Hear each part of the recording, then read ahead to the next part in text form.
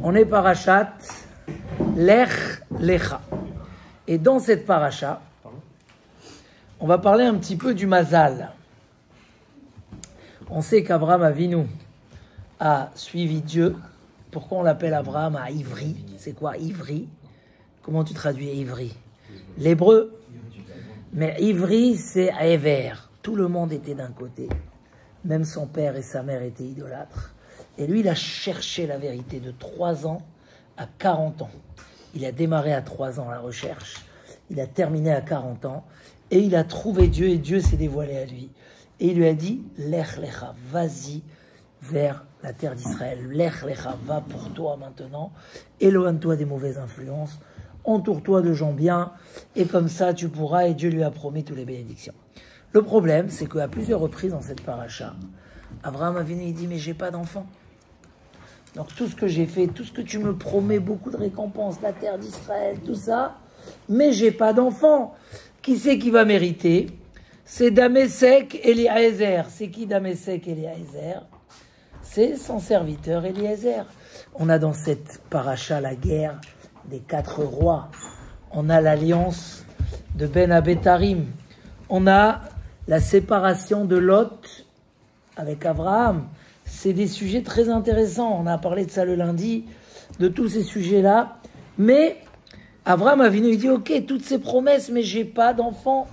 Il y a même un midrash que Abraham, dans son mazal, ne pouvait pas avoir d'enfant. Qu'est-ce qu'il a fait à Kadosh Baruch Hu? Il a fait monter au-dessus des étoiles. Et il lui a dit, Habetna Shamaima, regarde, et tu es supérieur aux étoiles. Abraham n'a pas d'enfant, Abraham aura un enfant. D'accord? Donc tu vas t'appeler Abraham et tu auras des enfants. Donc on a assisté à un changement de mazal. Est-ce que le peuple d'Israël est soumis au mazal ou pas? Est-ce qu'on peut changer le mazal ou pas? C'est une grande question, c'est un grand sujet. La dernière fois, on avait raconté l'histoire de Rabbi Eliezer Agadol qui s'est évanoui à la sortie d'une saignée parce qu'il n'avait rien à manger tellement il était pauvre. Il a mangé une gousse d'ail et il s'est évanoui. Et Dieu s'est dévoilé à lui. Et il lui a dit, jusqu'à quand je vais rester pauvre comme ça? D'accord, jusqu'au jour là, c'est trop. Dieu lui a dit, est-ce que tu veux que je détruise le monde et je le refais? Peut-être que tu vas naître dans un mazal différent et que tu auras ce que tu auras besoin. Il a dit quoi? C'est sûr ou c'est peut-être? Il a dit c'est peut-être. Si c'est peut-être, alors c'est pas la peine, j'accepte le sort, j'accepte mon sort. Ça veut dire que même un très grand tzaddik peut sortir dans un sort où il n'aura pas de quoi manger. Donc la question du mazal, qu'est-ce qu'il en est? Est-ce qu'on peut ou pas changer le mazal? Il y a des débats là-dessus dans la Gemara, il y a des grandes contradictions, d'accord? À un moment, la Gemara a dit, regarde, Rabba et Rav Chazda. Rav Chazda était très riche. Il a vécu une longue vie. Et Rabba, qui était aussi grand que lui, il a vécu que 40 ans et il était pauvre. Et, tu vois, c'est quoi le mazal? D'une autre part, En mazal et Israël, c'est marqué. Il n'y a pas de mazal pour le clan Israël. Bon, le sujet il peut être très, très, très large et très divers. Ça mérite 2 heures de cours. Mais on va prendre qu'un point important dans ça.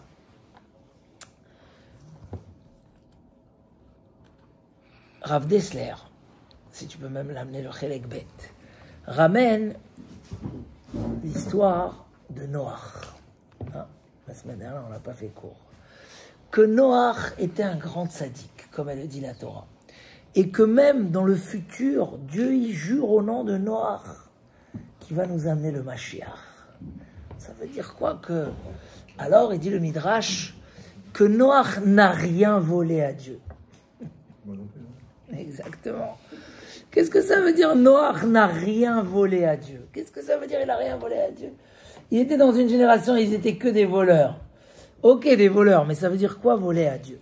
On a une notion comme ça dans la Gemara Brachot qu'on a étudiée, Masechet Brachot qu'on vient d'étudier, où là-bas c'est marqué que celui qui mange sans faire la bracha, il vole d'Akadosh Baruch Hu et le peuple d'Israël.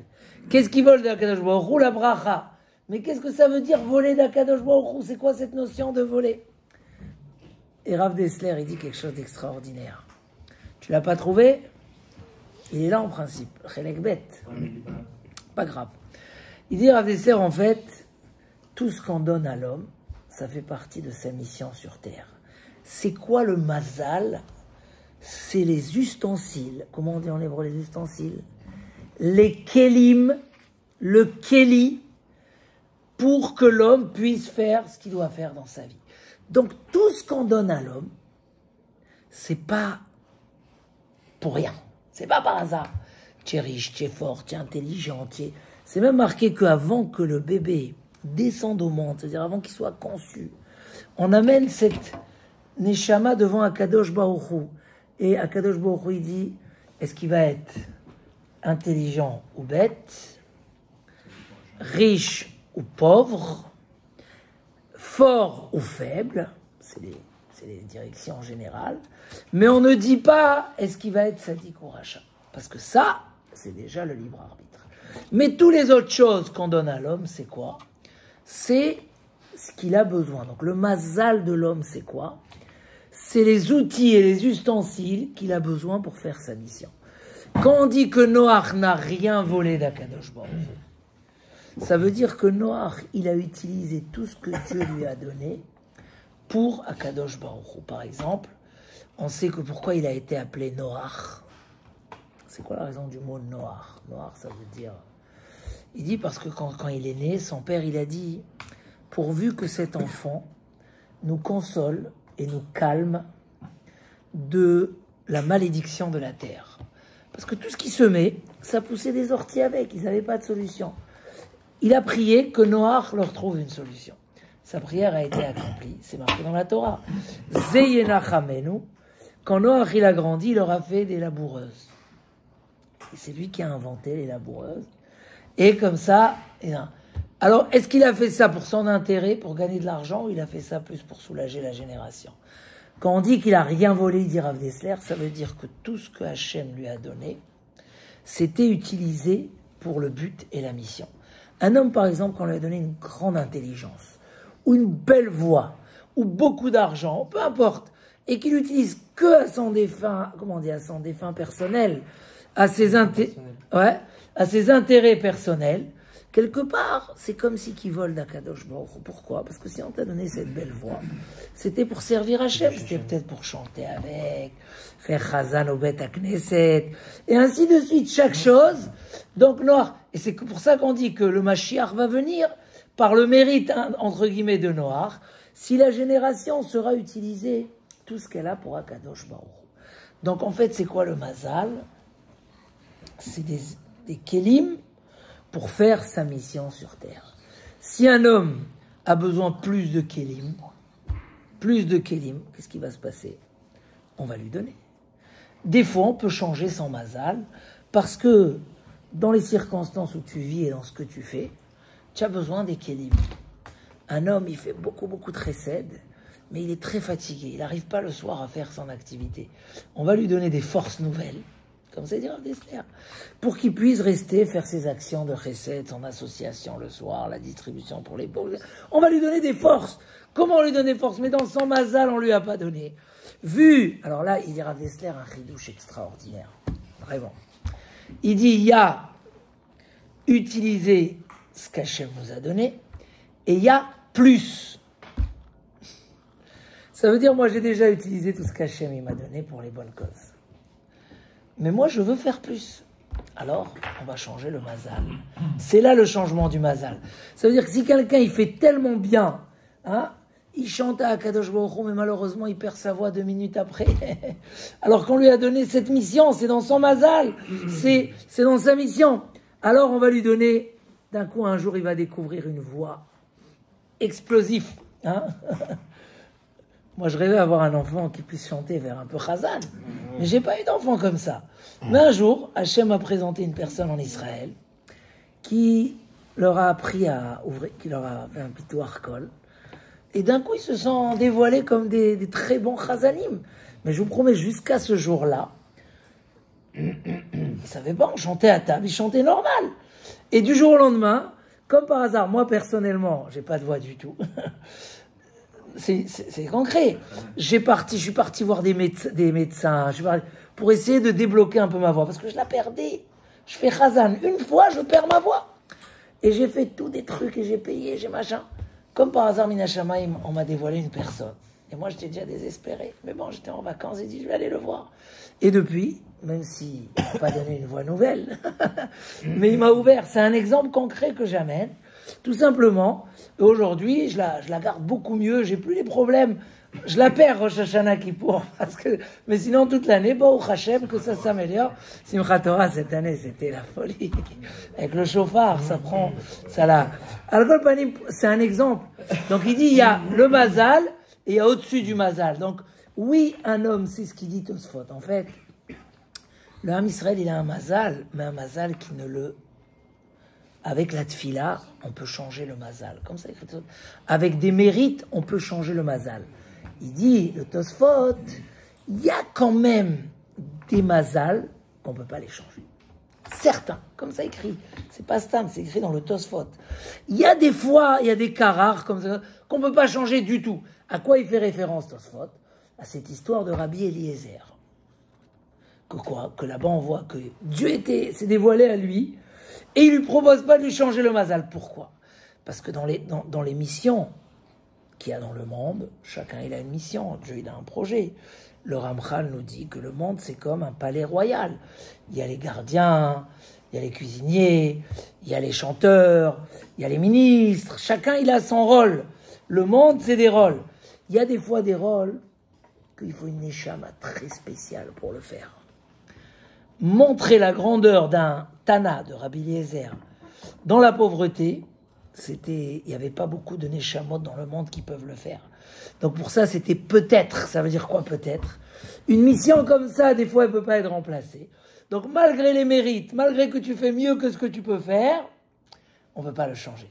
Mais dit Tosfot d'une manière générale, un mazal normal peut changer. Et la Gemara témoigne de beaucoup d'exemples, des gens qui ont changé leur mazal. Donc on a cette force-là que Hachem dit à Abraham Avinu. Toi, tous les nations sont soumis aux mazalot, aux astres. Chez eux, c'est déjà fixé, ça ne peut pas changer. Mais le Ham Israël, je vous dit, toi, tu es supérieur au mazal. On connaît par exemple une histoire très connue dans la Gemara. L'histoire des gens qui allaient couper du bois. On l'a raconté une fois. Eh ben, je vais la raconter, tu vas me dire si elle est connue ou pas, Yitzhak. Un groupe de gens sont partis couper du bois. Et juste à ce moment-là, il y avait Shmuel, le Émora Shmuel, avec un astrologue qui s'appelait Avlet. Ils étaient assis. Et dans l'astrologie, il a vu qu'il y a un de ce groupe-là qui doit mourir. Et Shmuel, il lui a dit, nous, on ne dépend pas du mazal. Alors, ils ont continué à bavarder, à regarder les étoiles, etc. C'est passé une demi-journée, ils sont revenus. Et quand ils sont revenus, ils sont partis 10, ils sont revenus 10. Alors il dit, tu vois qu'il n'est pas mort. Mais Avlet, il veut prouver qu'il a raison. Il dit, attends, on va aller le voir, ce monsieur-là. Ce monsieur-là, c'était le chef du groupe. Il portait les bois sur ses épaules. Alors ils sont partis le voir, c'était deux gens de Shmuel avec Avlet. Est-ce que ça ne te dérange pas d'ouvrir ta botte de bois? Ils ouvrent et il y avait un serpent coupé dans la botte de bois. Il dit, Shmuel, tu vois, il y a un serpent qui est là et qui devait piquer cette personne. Alors, grâce à quoi tu as été sauvé? Ils l'ont interrogé.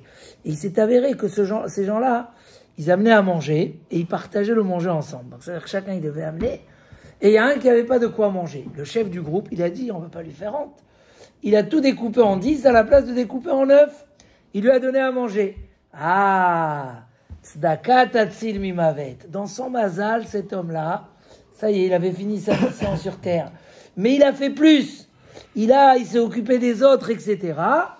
Alors il a été sauvé de la mort, etc. Donc, on a deux choses qui peuvent changer notre mazal. Pour ça, la Gemara demande. Shalouet Rabbi Yoshua ben Levi. Ils ont demandé à Rabbi Yoshua ben Levi.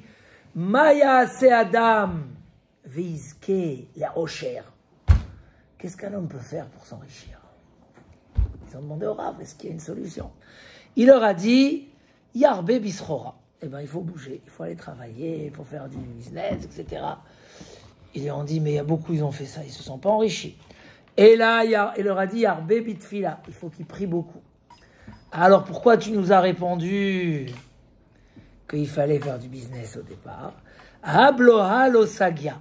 L'un sans l'autre, ça peut pas marcher. Donc, il faut les deux en fait. Et c'est pour ça que j'ai commencé par la chose la plus évidente, notre devoir.